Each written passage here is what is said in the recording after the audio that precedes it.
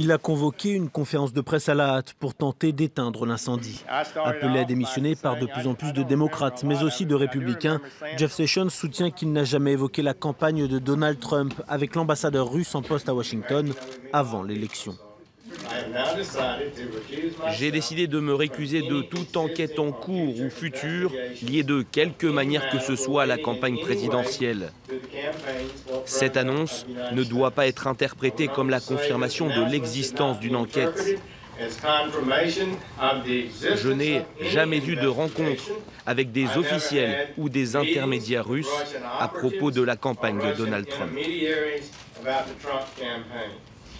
Le Logan Act, une loi américaine, interdit à des citoyens non habilités de négocier avec des gouvernements étrangers en litige avec les États-Unis. La Maison-Blanche est une nouvelle fois pointée du doigt. Il y a moins de 3 semaines, le conseiller à la sécurité nationale démissionnait, accusé d'avoir parlé des sanctions contre la Russie avec le même ambassadeur avant l'investiture du nouveau président. Donald Trump renouvelle lui son soutien à Jeff Sessions. Monsieur le Président, est-ce que vous faites toujours confiance au ministre de la Justice ? Entièrement.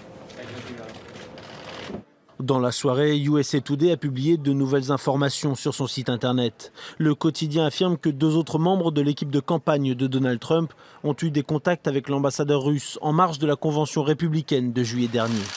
La porte-parole de Donald Trump soutenait pourtant mordicus 4 mois plus tard qu'aucun contact n'avait eu lieu entre l'équipe de campagne et les officiels russes.